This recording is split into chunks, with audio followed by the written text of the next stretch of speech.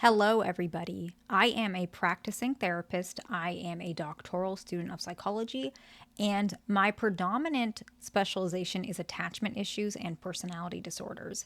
Today, we're going to go over something that was requested highly on my main channel, and it is about the avoidant confessions that they have regarding topics such as love, commitment, and fears.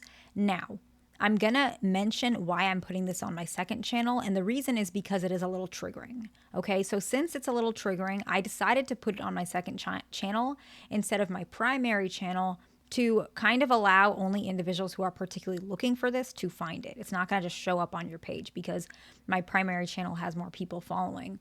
Now, none of these confessions are based on my patients. They are actually examples, right?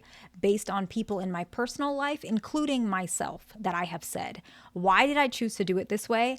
I don't feel comfortable giving examples even based off of things my patient has said, just because these are kind of specific and I just don't want to. Even if it's not necessarily a violation, simply because they are examples, I just didn't want to do that, just because when I'm telling you these examples, I want it to be more of a personal setting, just particularly because they are confessions, and I just didn't feel comfortable with that. Now, a lot of you guys know that I used to be avoidant. My dad still is, and he probably will always be. And my partner, he also used to be avoidant. So these are the kind of examples that we're looking into today. I will not be sharing who these confessions are examples from, right? I'm not going to share that, because that's just, I don't want to. And we're going to break this up into 3 different sections. We're going to talk about the confessions regarding love. Then we're going to go ahead and talk about the confessions regarding commitment. And then we're going to talk about fears. And I also want to mention the reason why I want to make this video. First of all, it was highly requested. But second, I think it can help a lot of people to understand what's going on in an avoidance mind. And if you are an avoidant, it can help you to recognize you're not alone. These are things that avoidants feel. It doesn't mean that you're flawed. It doesn't mean that you don't love your partner. It doesn't mean that you have to break up with them because you think these ways. But it's going to be triggering. So I'm just letting you know, and we're going to go ahead and jump right in. So let's start with the topic of love, since I think it is the one that a lot of people are confused about the most. And we're going to just talk about it in terms of dialogue, okay? So the first confession is, I don't know if I have ever loved anybody, okay? So the confession is, I don't know if I have ever loved anybody. So let's break it up. In this particular confession, we are looking at the avoidance fears. It doesn't even mean that it's true, but this is how they feel. They genuinely feel in their unhealed version of themselves that they don't actually know what love feels like, or that they've ever actually extended that to somebody else. This is the concept that a lot of avoidant individuals may struggle with if they're unhealed or in the process of healing and they're starting to bump into this. But sometimes it can be something that they just confess and they have no desire to heal. It's just something that they feel, okay? Now, the next one we're going to talk about is actually someone who's on their healing journey, okay? This is still their avoidant, but they're leaning out of that. They're healing their journey, right? And as I had mentioned, I used to be avoidant. My partner used to be avoidant. So some of these examples are going to be kind of based on when we were going on our own journey, right? And so it doesn't mean that this is from me or him, but it's just an example, right? So it's going to be the dialogue. Looking back, I realized there was a lot of people I assumed I loved just because I thought that this is the way it's supposed to be. But now I realize I didn't, okay? So let's break it up again. Looking back, I realized there were a lot of people I assumed I loved just because I thought that was the way it's supposed to be. And now I realize I didn't. So why does this happen? Basically, avoidant individuals, when they're younger, teenager, early 20s, they think it's love because they're feeling acceptance by somebody, usually an anxious person, but then they actually realize it wasn't really love. It was just what they thought love is supposed to feel like. So their assumption of love. And usually what happens, why they feel like that, is because when they actually fall in love with someone later in their life, they start to realize, okay, that wasn't actually love. I just thought it was, because I didn't know any better. Now that I actually love somebody, I realize that wasn't love, and that's why I was struggling to put myself in that relationship. Or that's why I was struggling with the off and on. Not all the time is that the case, but sometimes this is the reason.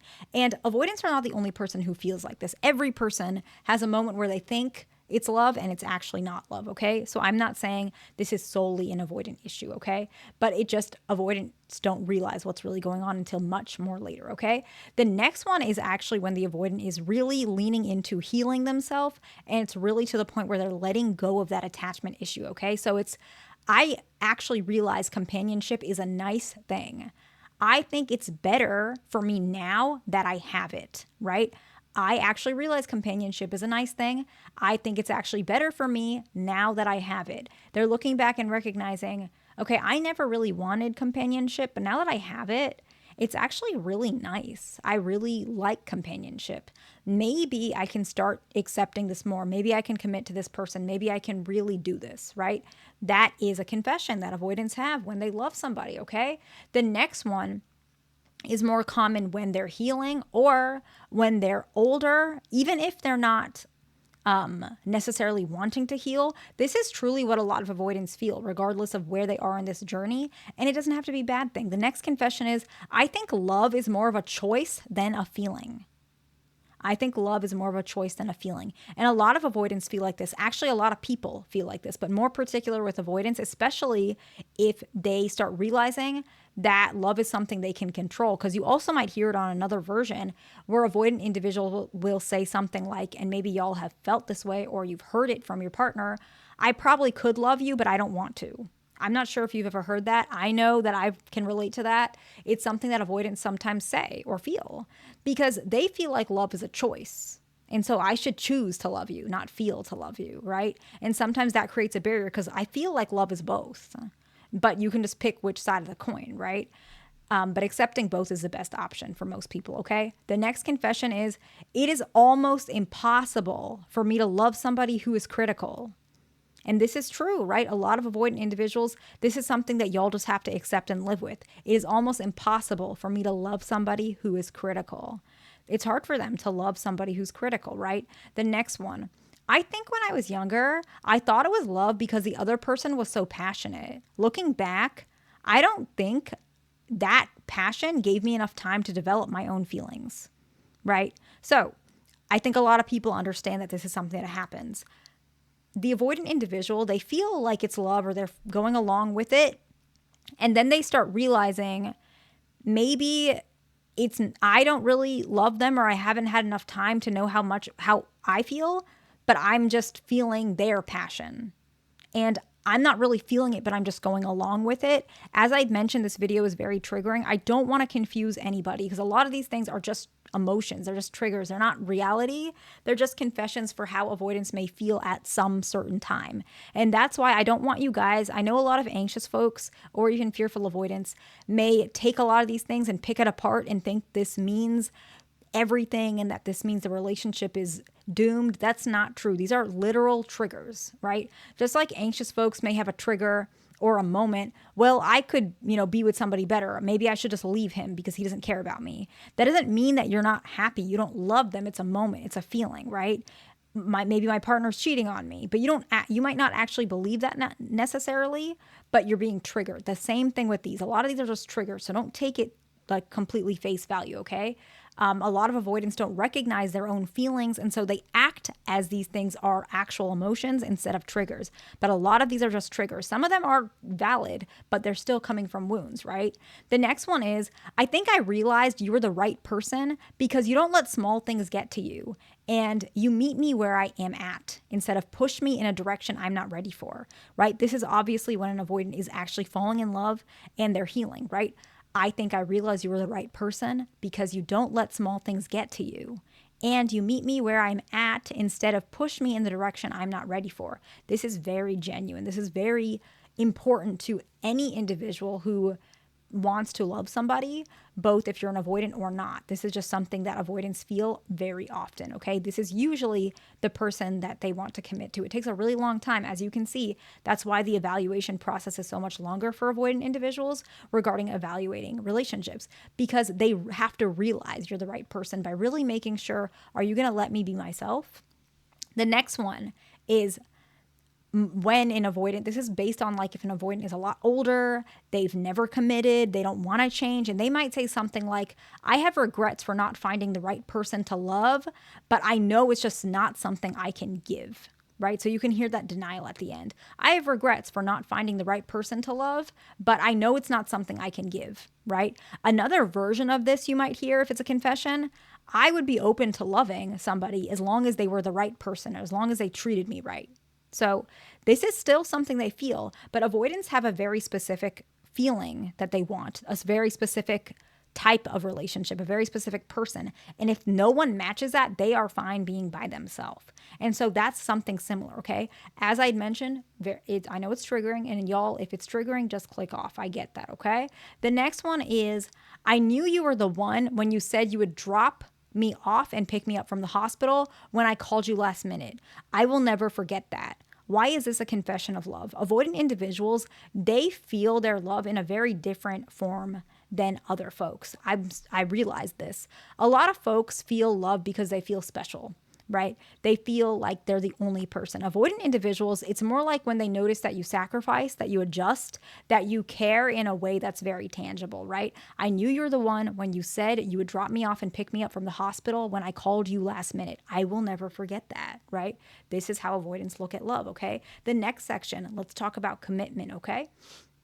The next one is, I don't think I'm meant for relationships. They are too suffocating, right? This is obviously an avoidant who's very, very unhealed. They believe that there are no such thing as accommodations in relationships. They feel like relationships are never going to adjust for them. They feel like all relationships are the same. So they have a really negative view of relationships. I don't think I'm meant for relationships. They are too suffocating, right? The next one is, I think I can only commit to someone who understands me. Otherwise, I'd rather be alone. Actually, interesting enough, secure individuals feel like this as well. It just they have a more flexible view of what understanding them means. So actually anybody can feel like this, but the understanding portion is the part that makes avoidance feel much more less willing to commit. Because an avoidant individual will take maybe a word you say or a tone you say as you not understanding them. And that makes them feel, okay, what's the point of committing? Whereas a secure person is just more flexible, if that makes sense, okay? The next one is, I didn't realize how nice it is to have one person to trust and believe in. This is where they're starting to recognize commitment isn't bad. They're healing. But as you can see, they're saying, I didn't realize. Like, I never really thought I'd ever love anybody. It's really nice to have that one person to trust and believe in. So it's in their healing process, but they never told themselves the narrative that commitment has benefits until they had to actually see it for themselves. And obviously it took a long time, right?